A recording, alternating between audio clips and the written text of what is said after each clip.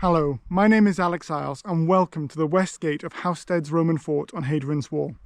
I'm here today to talk about the forts on Hadrian's Wall, because originally when Hadrian's Wall was constructed, it was designed not to have forts built into the wall, but under a decision from Emperor Hadrian, forts were added, and this brought a huge amount of defence to the northern frontier of Britain. Not only in the fact that these forts are very huge fortresses in their own right, but the troops that were brought here as well.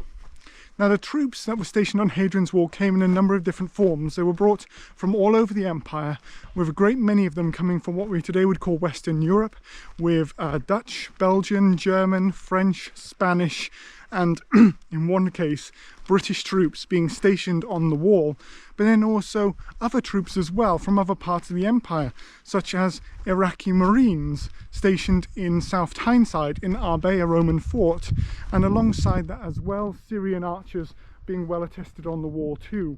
So soldiers were brought over for their specialisms and stationed on the forts of Hadrian's Wall. A normal cohort size along Hadrian's Wall was around about 480 men in a fort like Broccolita Roman fort, which would have around about 480 soldiers stationed inside there. There were also forts with cavalry, so that would be a normal cohort of 480 soldiers and 120 cavalrymen as well, which would be added, and forts like Segedunum in Wall's End are good examples of that. And then you would have a double strength infantry unit, and that would be stationed at a place like here at Houstead's, where they say around about 800 soldiers would be stationed inside that sort of fort. And then you would have a double strength cavalry unit, which is estimated to be around 712 cavalrymen.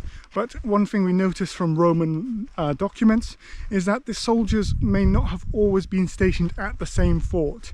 So they may have broken a unit in two and stationed one in one place or another.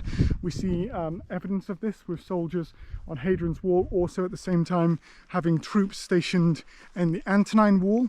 We also see sometimes soldiers sent to different locations, like soldiers from Hadrian's Wall going down to York or London and other locations like that, and serving on the governor's staff. So they weren't always 100% of the time stationed in their home fort. Much like soldiers today can be sent around their countries depending on their specialism and what they're needed to do. So lots of interesting things about that. But these forts around Hadrian's Wall would have provided a huge amount of change to the local population, because they would have also brought in soldiers who would have settled along the frontier as well.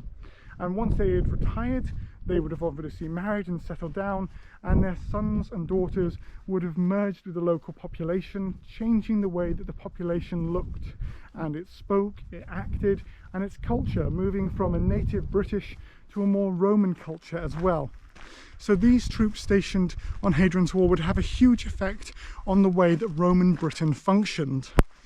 On top of this as well, you would obviously have the military function of these forts, which meant that the northern frontier would always be defended.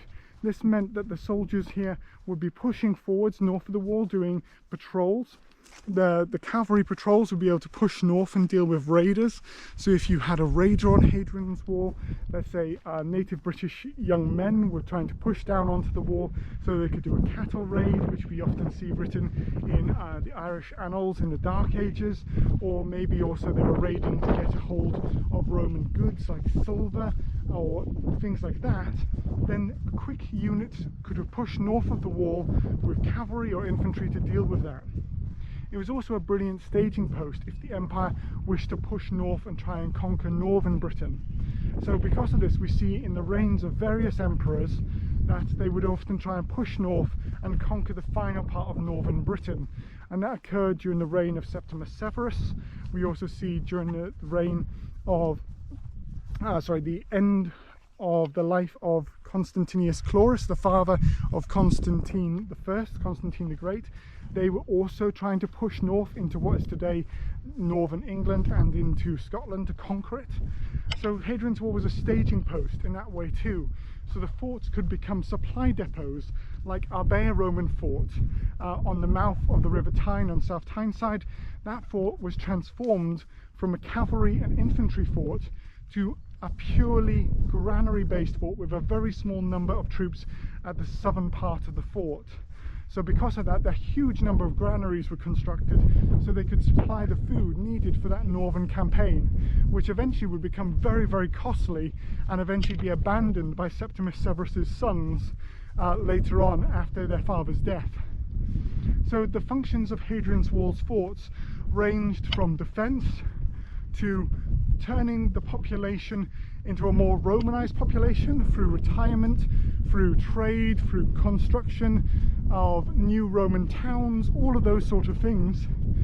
And it also was a place where the troops could gather together before pushing north of the wall and basically projecting Roman military power against the barbarians outside of the frontier.